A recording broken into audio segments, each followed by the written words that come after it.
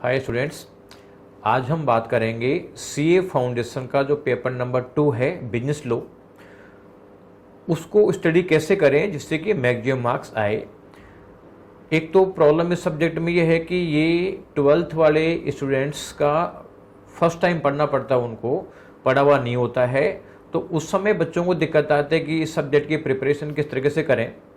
और दूसरा है कि इस सब्जेक्ट में जो बच्चे एग्ज़ाम देते हैं एक्सपेक्टेशन से काफ़ी कम मार्क्स आते हैं, तो उस मार्क्स को कैसे इंक्रीज किया जाए, एक बहुत बड़ा इश्यू है।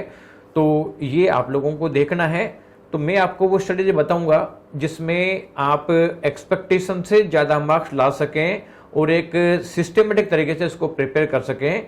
तो ये वीडियो एंड तक आप देखना और अपने दोस्तों को इसको शेयर करें जिससे कि ज़्यादा से ज़्यादा को बेनिफिट मिले। और आप लोग जो एसआई का यूट्यूब चैनल सब्सक्राइब करके रखें जिससे कि और भी इंपॉर्टेंट वीडियोस की इन्फॉर्मेशन आप लोगों को मिलती रहे, और बेल आइकन दबा के रखें जिससे कि वो नोटिफिकेशन आपको मिलती रहे।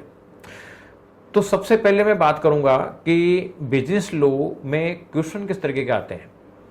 तो आप देखोगे कि बिजनेस लॉ में दो तरीके के क्वेश्चन होते हैं। एक तो होते हैं बिल्कुल डायरेक्ट क्वेश्चन जिसमें कंसेप्ट के बारे में पूछा जाता है, उसकी कंडीशन बतानी पड़ती है, उसके कॉन्सिक्वेंसेस बताने पड़ते हैं।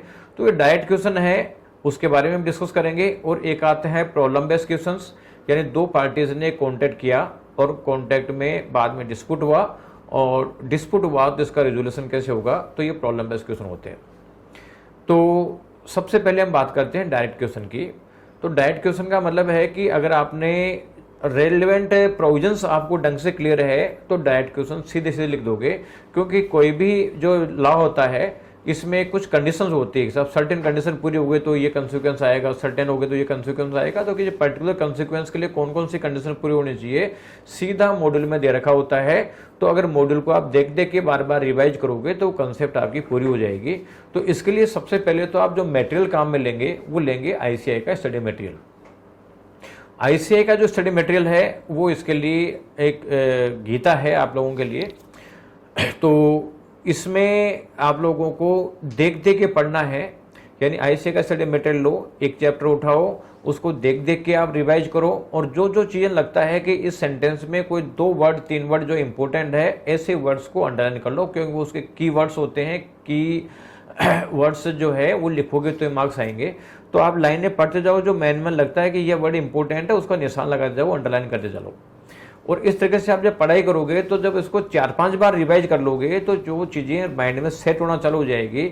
आप इसको रटने की कोशिश नहीं करें, आप देख देख के 4-5 बार रिवाइज कर दें तो रटने से कम टाइम भी लगेगा और वो लॉन्ग लास्टिंग में रहेगी, आप लोगों को रिटेन भी रहेगी। तो ये तो करना आपको प्रॉब्लम बेस्ड क्वेश्चंस के लिए। इसमें एक चीज़ और आती है बच्चों के साथ में कि साहब इसमें जो डिफरेंट सेक्शंस हैं उन सेक्शन नंबर को हम याद करें या नहीं करें। तो एक चीज़ आप ध्यान रखें कि सेक्शन नंबर लिखने के मार्क्स अवेलेबल नहीं होते हैं। अब सेक्शन नंबर लिखोगे तो एडिशनल मार्क्स नहीं मिलेंगे, सेक्शन नंबर नहीं लिखोगे तो कोई मार्क्स आपके डिडक्ट भी नहीं होंगे। इसलिए सेक्शन नंबर इरेलेवेंट है, आप देख देख के रिवाइज करो, जितना याद रहती है तो ठीक है, नहीं रहती तो भी कोई दिक्कत नहीं है। तो कुल मिला के इसमें देख देख के आप लोगों को रिवाइज करना है, रटने की कोशिश नहीं करनी है, क्योंकि रटने की कोशिश करोगे तो फिर वो चीज़ें कुछ भी याद नहीं आएगी। देख देख के समझ के आप बार बार रिवाइज करो तो वो चीज़ें माइंड में सेट हो जाती है।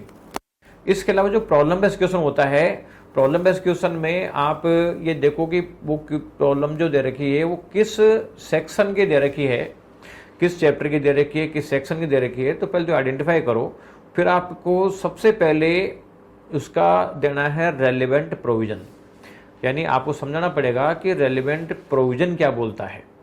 प्रोविजन आपने समझा दिया और प्रोविजन के बाद में आप समझाओगे कि ये जो प्रॉब्लम है किसी एक्सेप्शन से रिलेटेड है, तो प्रोविजन के साथ में एक्सेप्शन भी देना पड़ेगा। और अगर मान लो एक्सेप्शन से रिलेटेड नहीं है, बेसिक प्रोविजन से रिलेटेड है, तो फिर आप एक्सेप्शन लिखें या नहीं लिखें कोई फर्क नहीं पड़ेगा।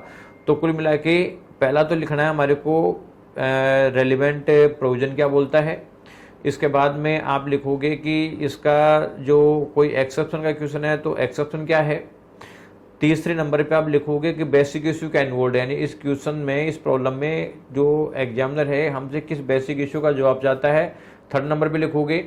चौथे नंबर पे लिखोगे कि जो आप कंक्लूजन देने जा रहे हो या डिसीजन देने जा रहे हो उसका रीज़न क्या है।